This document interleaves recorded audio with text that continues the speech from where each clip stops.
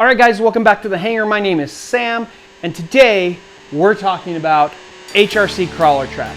That's right, we've expanded, we've gone into a different area of the HRC hobby, and we are expanding into these micro crawlers, the 1/24th and 1/18th scale crawlers.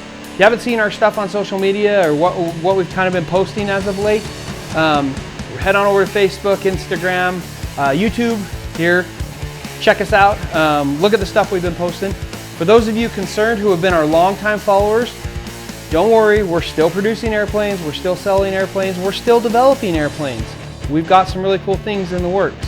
However, we decided to step into these micro crawlers because we love all aspects of the RC hobby. We love airplanes, we love boats, we love crawlers, you name it, we love it. We love RC. So here we are.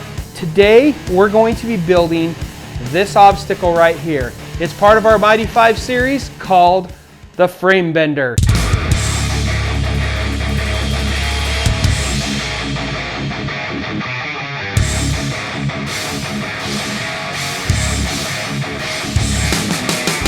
Is your rig strong enough to take on the Frame Bender? This highly technical obstacle will put your rock crawling skills to the test. You will have to find your way through steep inclines and declines, all while maintaining side-to-side balance. Beware of the frame-scraping boulders that may look innocent, but they will challenge all but the most well-equipped rigs. This Crawler Trax obstacle is highly portable and can be taken just about anywhere you take your rig. The Frame Bender comes with full-color scale graphics and the option to modify the number and placement of the obstacle panels. The Frame Bender has a build difficulty level of 1 wrench out of 5. That means it's super easy to build. As far as the obstacle difficulty level, we give it a 3 out of 5 tires. 3 out of 5 tires. That being said, you can see it here. The cool thing about this obstacle is it's got full color graphics on either side, fully adjustable just like all our obstacles. This thing is an absolute blast. It will definitely test your skill as well as your rig. That being said, let's get to the build, shall we? All right, let's move this aside here. We're gonna set this over here. We'll keep our rig right here on top of it, just as display. Let's go over some basic tools that you're gonna need to build the Frame Bender. These tools will be linked in the description below. Check them out. They are affiliate links. The affiliate link doesn't cost you, the end user, any more money, but it does give us a little kickback in advertising from the company. So please use our affiliate links. It's another way that you can support us. First things first, you're going to need some sort of an X-Acto knife. I've got 2 different ones here. I'll link both of them below where you can pick them up. My favorite one, my new favorite one, well, my old favorite one, used to be my favorite one, is this Friska's knife. It's a beautiful knife. It works out really well. Comfortable grip. You can tell mine's well used. But recently I discovered this Ryobi knife, and I tell you what, it's one of my new favorite knives. So go ahead and pick yourself up an X-Acto knife. A lot of you may ask, can I use a utility knife? You can, but you're going to struggle a little bit. The fine tip blade of a number 11 is really the way you want to go. Obviously, with utility knives, you're always going to need some extra blades.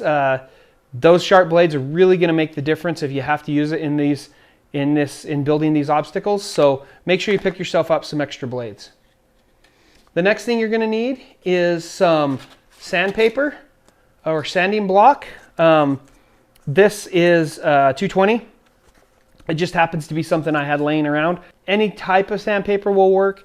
Any grit will work. It just depends on how smooth you want the wood. And what we use this for is mainly to sand down burrs and some slivers if there are some in the wood. Hopefully there aren't too many because they're laser cut and they're precisely laser cut. So hopefully you shouldn't need this too much. But if you want to smooth some things down, you're more than welcome to pick up some sandpaper. The next thing you're going to need is glue. We like this Tybond Quick and Thick. It sets in about 15 to 20 minutes, which is super nice for wood glue. You can also use super glue. I've seen some people with these kits use hot glue, but to glue the graphics on, you really want a good wood glue or white glue, something that will bond super strong and something that will bond to wood. The other thing we like for applying the graphics is this silicone roller. It's a silicone roller and tray. The cool thing about silicone is the cleanup. you can either rinse it off with hot water right away before the glue dries, or you can just set it aside like my kids do and let the glue dry, and then it peels right off the roller. The silicone roller is awesome. It makes applying these graphics wonderful. I like the tray as well, the roller tray. I don't typically use it unless I'm gluing a lot, because it does waste a little bit of glue, and so typically I'll just put the glue directly on my piece and then roll it out with the silicone roller, and then just use the tray, because it comes with the roller, just to hold my roller so it doesn't make a mess on my work surface. That's about it for our tools that you're going to need. So with that being said, let's get to the build. Here's our kit. All of our kits are precisely laser cut. They come with a beautiful full color info sheet that has a QR code linked to this video. So if you're for some reason not watching this video, scan that QR code.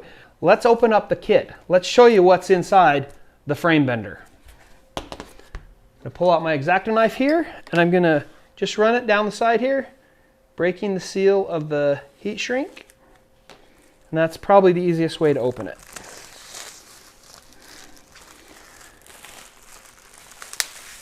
One thing we always like to do at the hangar is maintain a clean surface, a clean work surface. So we like to keep things tidy. It just makes your build a lot easier. And with these projects, you're gonna have scrap pieces of wood that you're gonna use. You can feel free to burn them. You can give them to your kids to draw on. You can do whatever you want with them. But we just like to maintain that clean work surface. So going over what's in the kit, you're gonna get this info sheet. Like we said, the info sheet, it gives you the build difficulty level. It explains a little bit about the obstacle. It also shows you the obstacle difficulty level. Set this aside. You get a sticker. Who doesn't love a good sticker? And then you also get the graphics that will be glued on the side of the wood. So set those aside for now. The first thing we're going to do is we're going to focus on sheet 1, and we're going to go ahead and start punching these out. They should punch out relatively easy. If they don't by chance, all you have to do is flip them over and find where the laser may have not quite cut through it because of the warpage of the wood. Humidity always makes wood kind of warp and twist. We try to eliminate as much of that as possible. But if you didn't quite cut through, just take a sharp X-Acto knife and trace the lines and cut the rest of the way through. It's super easy, but for the most part, we try to run our lasers on high enough power that you don't have that problem. So let's start punching these pieces out. They should punch out real easy. There's just little manufacturing tabs. Just be careful once you start punching these obstacles out, just like all our obstacles, until they are put together, they can be fragile. So make sure you just be careful with them. If you get these little tabs in here, you can either take your X-Acto knife and just clean them up a little bit, or you can actually have a pair of little snips that you can cut those tabs off. I like the X-Acto knife. Some others here at the shop, they like the little snips. So once you get your part punched out, I set it aside and try to keep like parts together. Punching these out here. Like I said, just be careful because they're kind of fragile until you get the obstacles assembled. Now the first thing I'm going to do is I'm going to punch out one of these pieces. I'm going to set it up here, and then I'm going to go punch out one of the other pieces that requires the graphics. You see how easy those punch out. And we're going to stop right there because I want to get these graphics drying while I'm punching and building the rest of it, so that by the time I'm ready, those graphics are set. If you're using like the quick and thick wood glue, those graphics are set enough where you can actually put the obstacle together. So let's set these aside. And let's focus our attention on these first two pieces we punched out. There's a right and a left, and those are determined by the way the graphics go on. Super easy, you can't get it wrong. If this is the other way around, obviously the graphics don't line up. Another tip here, if the graphics have a little bit of white, I'm not sure if you can even see that, let me put it against dark, right there, you can actually just take your X-Acto knife and trim that up if that bugs you. It's not going to make a huge difference. These graphics are laser cut, and sometimes they ends up just little teeny slivers of white. You can trim them up or you can leave them. That is completely up to you. With this one, once again, we're dry fitting these, and that's the wrong way, so we flip it over. Make sure we dry fit them and they look good. Okay? Once you've got these two pieces dry fit, I'm going to set one aside, take my graphic off, and I'm going to take my quick and thick Tybond glue or my Elmer's glue or whatever glue you're using, and I'm just going to go ahead and I'm going to put a little glue on the wood. Now you don't want too much because excess just is waste. You can always add more, but it's really hard to take glue away. And we like the glue because it cleans up easy. It's water soluble, which is kind of fun. Looks like I got a glob in there. There we go. And you want to focus most of your glue along the edge of the obstacle. And the reason why you want that is because that's where your tires, your frames, your bumpers, all your linkages are going to be rubbing. And so you don't want these graphics to come off. Take your roller and then roll it on, okay? And the cool thing about this roller, it has little grooves in it. And so it helps, it's kind of like if you've ever done tile work, it's kind of like that. It helps out, makes the graphics adhere better. I used to do tiles, so that's what those little grooves reminded me of. I'm actually going to pull off my lid of my glue because for some reason, my nozzle is clogged. So I'm just going to set this in my tray. You can look here. This is what I use my tray for. And I'm just going to dab this on. Whoa, that's too much. Don't get too much. You can take it off, or you can't take it off as easy as you can put it on.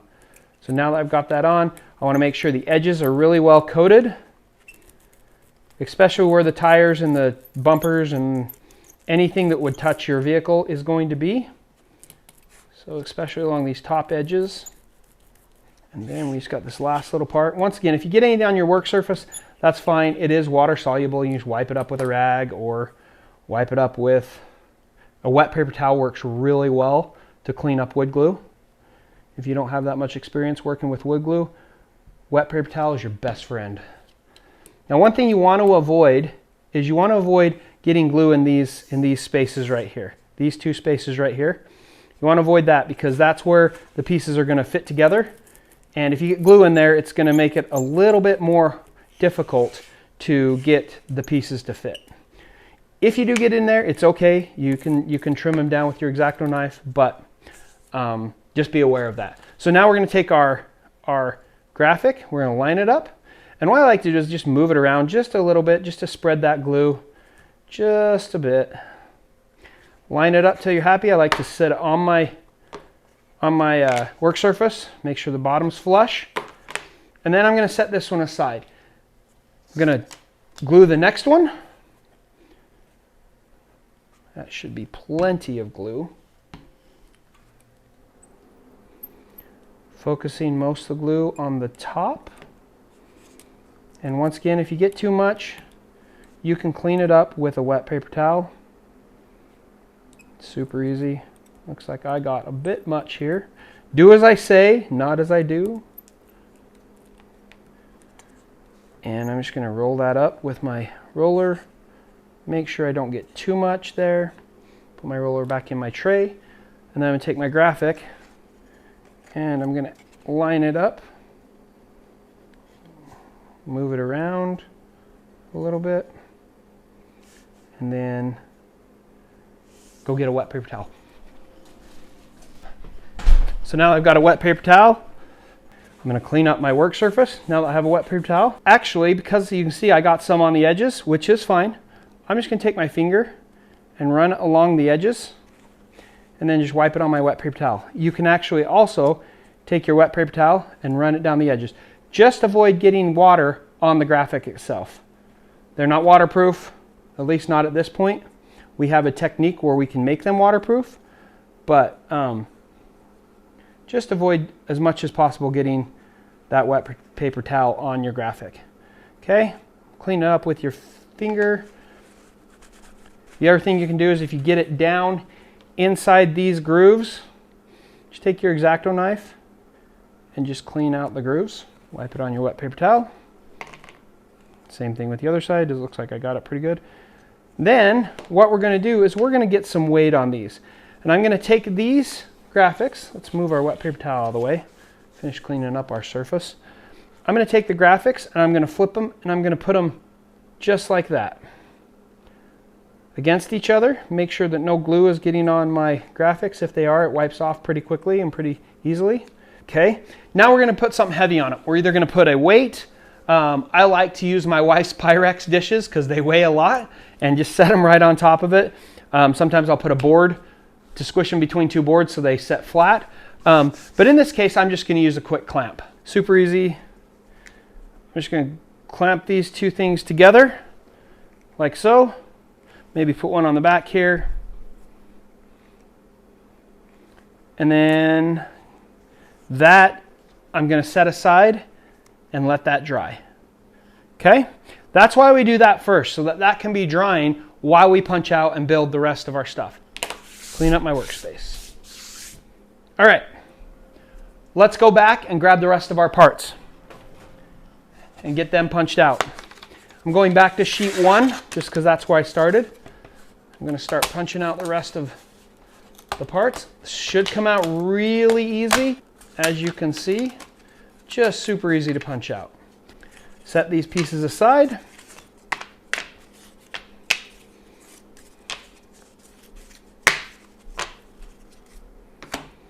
And then focus our attention on sheet 2.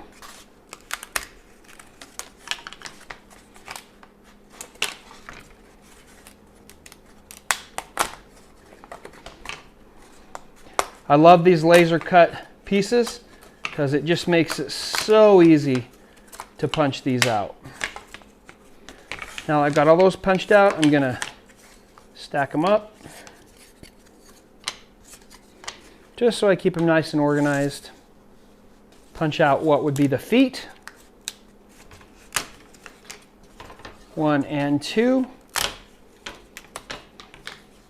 and then the support pieces. If you're having a stubborn piece, I like to wiggle it back and forth and just very carefully, gently go one way and then go the other. And that will break the tabs, the manufacturing tabs, and it should come right out. These pieces in here are a little bit more delicate, so just be aware of that. And so once again, rocking back and forth using a rocking motion, and those tabs will break. Should come right out. And you'll notice we do include extra pieces, so if one does break, it's on us. You've got extra pieces, just put them away, and you'll be able to use them if you break one or your kid steps on one or something to that matter. These pieces are the feet. We're going to punch out these two little rectangular pieces. And quick note, all our feet are universal. They're all the same. So if you have more than one of our obstacles, you can interchange the feet and they should work on every obstacle.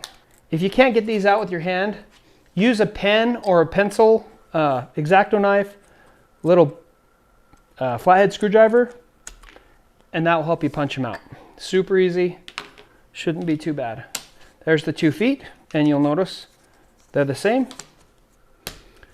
These pieces are the bases, the support pieces. We actually have 2 more of those as well. For this obstacle, you are only going to need 2. We include 3 extras, just so if you break them, you have extras. These are the actual obstacle itself, or the rocks. And you'll notice I have on one of these a little piece right here that needs to be trimmed up. Okay, I can break that off, or I can take my X-Acto knife and just clean it up. Now, as far as the sandpaper goes, if you are not comfortable using an X-Acto knife, you can actually sand those tabs down as well. You can also knock the corners down to make them less sharp going around. Okay, that's up to you, completely up to you, but that's what we like to use the sandpaper for. So now that we got all our parts and pieces cut out, let's get to putting these together. This obstacle is one of our easiest obstacles to build. It snaps together really quick. We're going to take 2 of our base pieces, and we're going to take our 2 feet. The 2 bases are right here. The 2 feet are right here. Our bases are going to fit into the feet, and it doesn't matter which way, whichever way you want, you can put them in, and then they should snap down and they should be fairly tight. If you're having trouble getting them in the foot, you can actually take your X-Acto knife and just lightly shave down the insides of these. And this goes for any piece. Just lightly shave it down within a couple, 2 or 3, 4 millimeters, and you should be able to fit that in. But hopefully you're not having any problems. These will fit in just perfect, and they should fit fairly tight. If you're having struggle, you can also just lightly pound it against the table, and that'll put it in and make it flush, make it go together super nice. I'm going to put this piece in. Now you'll notice on these we have a short end and a tall end. If I get a straight edge here, you can put that across there, and you can see there's a short and a tall. That's done for a reason, and we're going to show you that right now. So we got our 2 feet. We're going to line up short and tall and tall. Okay, so our feet are going to sit that way. If you don't like the way these are situated, all you have to do is pull that out, rotate it around, and drop it back in. Now, if you want to make this permanent, take some super glue and just glue along the base right here, and on the flip side. These will be permanent and they won't ever come out. I don't like mine permanent because I like to take them apart because I like to store them flat. That's the beauty of our obstacles, is they can be taken apart fairly easily and they can be stored flat. And that's what I like. So you can set these obstacles up, have a blast with your kids in the front room and play with them. And then when your wife says it's time to clean up, you can throw them all in a Tupperware bin and call it a day. It's kind of like those old Easy Tracks. For those model train guys, you know, the Easy Tracks used to snap together. You'd set up your layout and it'd be great. You didn't have to have any permanent installation. And then it was time to clean up. You'd put them in a box and until next time. So that's kind of the way we've designed our obstacles. So that being said, we're looking for the short side. This is the long, this is the short, okay? And the short side goes on this side of this rock. I can't explain it any other way. This side. And the reason being is because if those were longer, they would poke out the top when I put that in. If I were to put this over here, you would see that these poke out, and that's not the way we want it. So just slot this in. Repeat the same process with all the other ones. And you can line them up so they're all the same, like this. There's 2 of them there. Or for a more difficult challenge, you can rotate them front to back, and it gives you a little bit different obstacle. That's the other cool thing about our obstacles, is they're all customizable. We don't want you just to be a one and done. We don't want you to buy it, learn that muscle memory, learn how to go over them, and then be like, oh, I'm bored with these, or they're just the same. So we've tried to build in customization to each one of our obstacles. You can customize each obstacle the way you want it, and they are adjustable. So you can change that obstacle every time if you want, every time you crawl over it. So keep that in mind. Next one, we're going to focus our attention on the bigger piece. Now, you can run it either way. Once again, going back to that customization, you can run it this way, or you can flip it around and run it the other way. You can change it in the middle of your course, which is super cool. So we're going to put this on this way because this is the way I like to run it.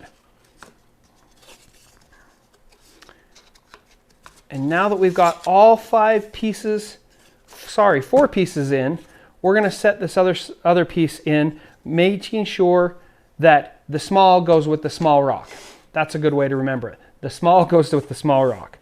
And what we do is we just line these up and they drop down in the slots. Just like so. Same thing with the other side. And they should just fall right into place. Once again, if you want this to be permanent, you can put a dab of super glue or CA glue on these and it will make them permanent. But I don't recommend it because then it's not adjustable. That's what we love about our product, is the adjustability, and that you can change it up whenever you want. Now, we're at the point where this obstacle is pretty much done. We're going to go back to our pieces that we put the graphics on. We're going to undo them. And now these graphics are ready to go on the outside. They should slot right in as well. Take the second graphic and slot it down like so.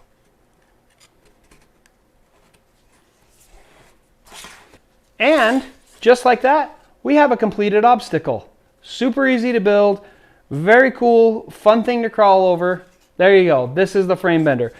Let's try it out, shall we? I'm gonna grab my Jeep here, my Gladiator, which is, just so you know, SCX 24.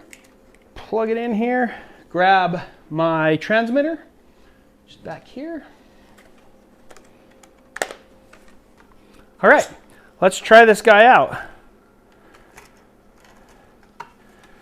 Cool thing about our obstacles is you can use them multiple ways.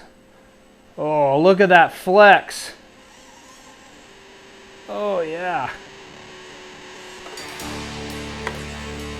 Awesome. So now, if you want a different challenge, you can pull pieces out. And now that I've spaced this out, we'll do the same thing over here. And now it can be just a little bit more of a challenge.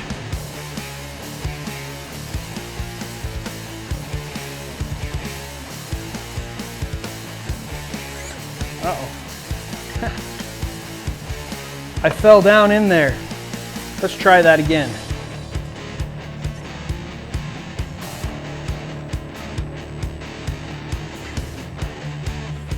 Totally epic. One last thing you can do. Flip these over.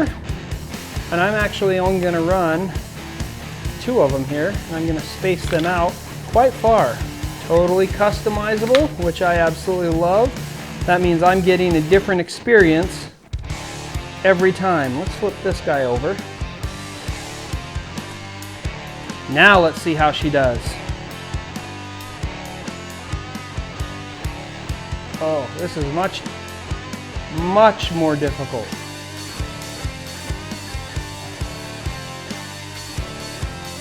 Can't see on that front side. You guys are gonna have to keep a watch for me. Oh, frame scraping, love it. That's why we call it the frame bender. What a cool little obstacle. Thanks you guys for joining me on this adventure. Thank you for your support. Speaking of support, head on over to Facebook, find us on Instagram. We have a Crawler Trax group that's set up. You're more than welcome to join that. Just answer a few simple questions.